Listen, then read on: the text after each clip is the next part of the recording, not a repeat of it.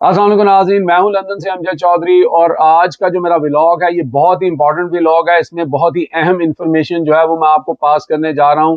हो सके तो मेरा चैनल सब्सक्राइब करें ताकि इस तरह की इंफॉर्मेशन आपको फर्स्ट हैंड मिल सके। मैं आपको ये बताना चाहता हूं कि नवाज शरीफ साहब ने यहाँ पे जो ईद की नमाज पढ़ी, आपको पता है कि ये नमाज उन्होंने हुसैन नवाज का जो दफ्तर है उसके अंदर ही जमात का इंतज़ाम किया गया।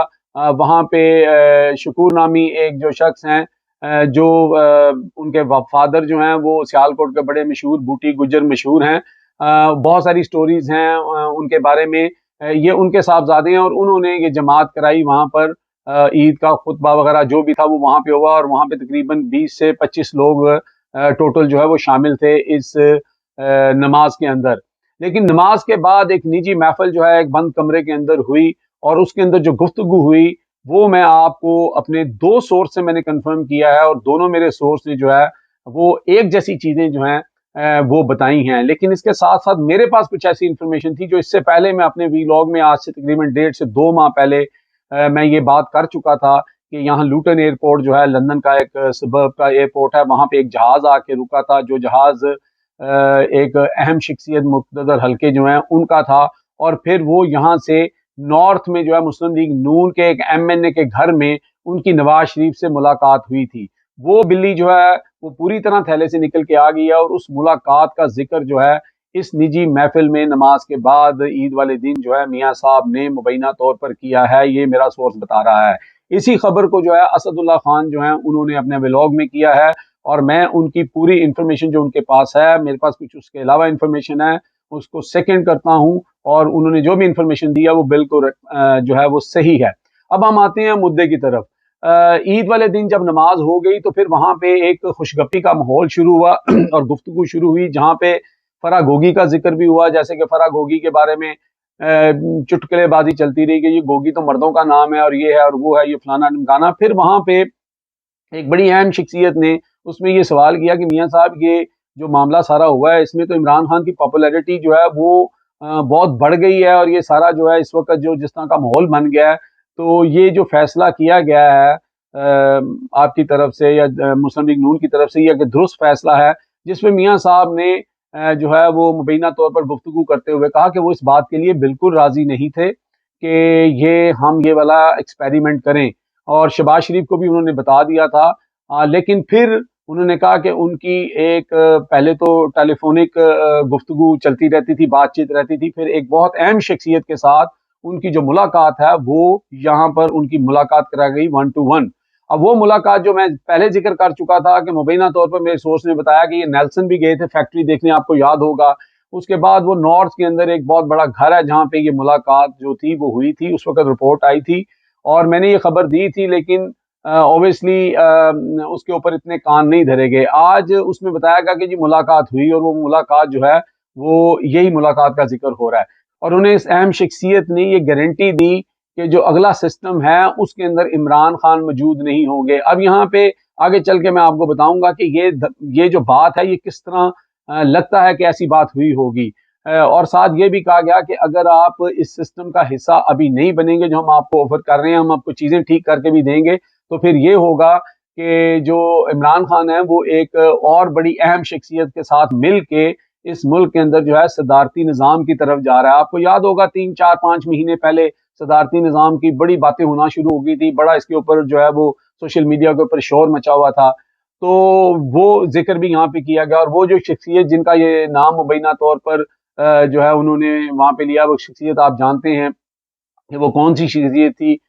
कौन से ऐसे एक अहम जो है वो ताकतवर शख्सियत थी जो इमरान खान को शायद इस तरह का कोई जो है वो वादा या इस तरह की कोई चीज़ जो है उनके साथ मिलके कर सकते थे। तो फिर मियाँ साहब का ये कहना था कि जब ये हमने सुना तो उन्होंने बताया कि 15 साल तक फिर कोई चांस नहीं है, केस भी होंगे, मुकदमे भी होंगे। तो ये वो वजह थी कि हमने अपना वोट को इज्जत दो वाला जो बयानिया है उसके ऊपर हमने कंप्रोमाइज किया, क्योंकि वहां पे जो लोग मौजूद थे वो लोग ये बातें इसलिए कर रहे थे कि अंदर वो कहते हैं ना कि दिल के अंदर एक धड़का होता है। सबको ये पता है कि इमरान खान इस वक्त जो है वो कितनी बड़ी पॉपुलैरिटी के किस इस वक्त स्टेज पे जा चुका है। सबको पता है कि ARY जो है उसको 60% लोग जो है वो देखते हैं और बाकी 40% जो है बाकी टीवी चैनल्स को देखते हैं। और यहाँ से टीवी चैनल से मुझे याद आया, वहाँ पे 3 जो टीवी चैनल्स के रिपोर्टर मौजूद थे। मैं जो है उनके नाम तो आपको नहीं बताऊंगा, लेकिन एक टीवी चैनल जो है उसका नून से नाम शुरू होता है, दूसरे का जीम से शुरू होता है और तीसरे का दाल से शुरू होता है। तो अब आप समझ जाएंगे, ये रिपोर्टर वहां पे मौजूद थे, उनके सामने ये लाइट मूड में सारी ये गुफ्तगू हुई और वहां से फिर ये गुफ्तगू और बहुत सारे और भी लोग थे, उसमें मेरा भी सोर्स था जिसने ये इंफॉर्मेशन दी और बताया कि वहां पे ये कुछ हुआ। तो अब मैं तो अब हम आते हैं उस बात के जो यहाँ पे मुबैना तौर पर मियां नवाज शरीफ साहब ने कही कि अगर इमरान खान जो है वो तो अब हम आते हैं उस बात के ऊपर जहां पे उन्हें ये गारंटी दी गई कि अगले सिस्टम या अगला जो इलेक्शन है या जो भी है उसमें इमरान खान नहीं होगा। तो आप देखें कि इमरान खान को जो है हटाने की कितनी कोशिश की जा रही है। कभी उनको जो है वो फॉरेन फंडिंग केस की धमकी दी जा रही है, कभी उनके ऊपर जो है वो मस्जिद नबवी का जो है वो भुतान लगा के कि वहां पे जो कुछ हुआ, जिन लोगों की गलती थी, जिन लोगों की गफलत थी, जो गुनाहगार हैं, उनको जो सजा मिलनी चाहिए, लेकिन उसकी सजा इमरान खान को देने की कोशिश की जा रही कि जी इमरान खान ने मजम्मत नहीं की। इमरान खान ने सामने आके कहा कि मैं ऐसा सोच भी नहीं सकता और जिन लोगों ने ये किया मैं कैसे सोचता हूँ कि आम आदमी भी ऐसा कर सकता है। ये मजम्मत ही तो है, लेकिन चूंकि लोगों को गुमराह करने की ये सारी चीज, ये उसी चीज का हिस्सा है और वही ताकतवर हल्के जो हैं ये सारी कंस्पिरेसी कर रहे हैं और नजर आ रहा है। और फिर अब जो है इमरान खान की जो है वो किरदार कशी का जो प्रोग्राम बना लिया गया है आजकल, जिस वीडियो और इस तरह की चीजें सामने आ रही हैं। लेकिन कहते हैं ना कि एक प्लान जो है वो इंसान नीचे करता है और एक प्लान अल्लाह करता है। तो मुझे लगता है कि अल्लाह का जो प्लान है वो वाजिया तौर पर नजर आ रहा है कि मुझे लगता है कि जितना इन्होंने इमरान खान को जो है वो अनरेलिवेंट करने की कोशिश की, इमरान खान उतने ही रेलिवेंट हो गए और अब ये चीज इनसे संभाली नहीं जा रही। यही वजह है कि ये डिस्कशन वहां पर शुरू हुई कि ये क्या हो गया यहाँ पर, तो जो है वो काया ही बदल गई।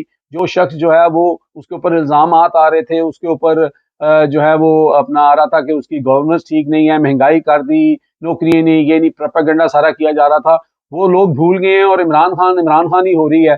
तो ये चीज जो है वो फिर इस तरह के सवालात, जो उनके वर्कर थे, जो उनके जो करीबी लोग थे, उन्होंने मियाँ साहब से मौका मिला कि ये गनीमत हुई है कि आज मियाँ साहब रिलैक्स मूड में, ईद का माहौल है तो चलो ये पूछते हैं।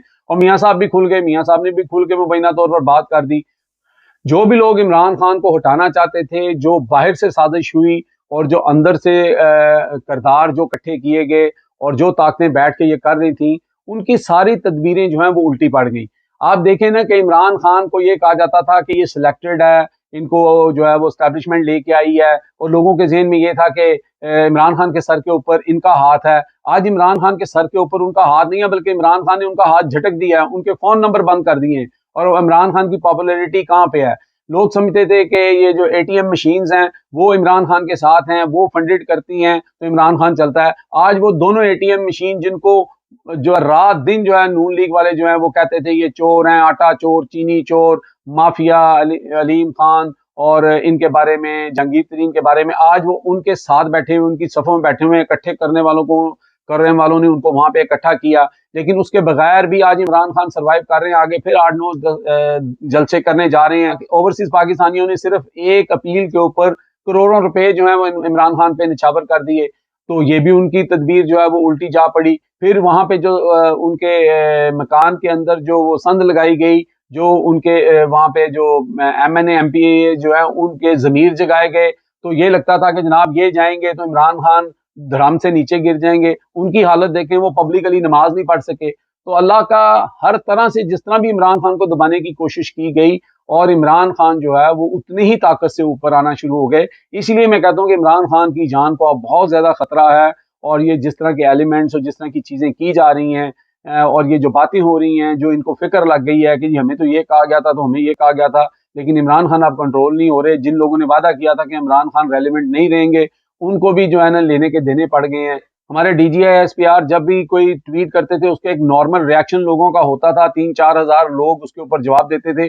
अब उनकी हर ट्वीट के नीचे जो है वो 10-10, 15-15 हजार लोग जो है वो मैसेजेस कर रहे हैं और उन मैसेजेस के अंदर अच्छे मैसेजेस नहीं हैं, लोगों की शिकायत हैं, गुस्सा है। तो ये चीज़ नज़र आ रही है इस वक़्त मुक़्तदर हलकों को भी कि ये जो हमने प्लान किया था वो प्लान उल्टा पड़ गया है और इमरान खान जो है वो अब काबू से बिल्कुल बाहर हो रहे हैं। और जिस तरह की इमरान खान उनकी बॉडी लैंग्वेज है, एग्रेसिव मूव्स कर रहे हैं, तो आने वाले दिन जो हैं वो पाकिस्तान के लिए कोई इतने खुशाइन नज़र नहीं आ रहे। अल्लाह ना करे कि हमारे मुल्क में अनारकी या सिविल वॉर की तरफ हम जाएं। बस यही आज की स्टोरी थी। अगर आपको स्टोरी अच्छी लगी है तो मेरे चैनल को सब्सक्राइब कर लें, कमेंट्स करें, लाइक करें और शेयर करें। Thank you very much for listening. Take care. अल्लाह हाफिज़। पाकिस्तान जिंदाबाद।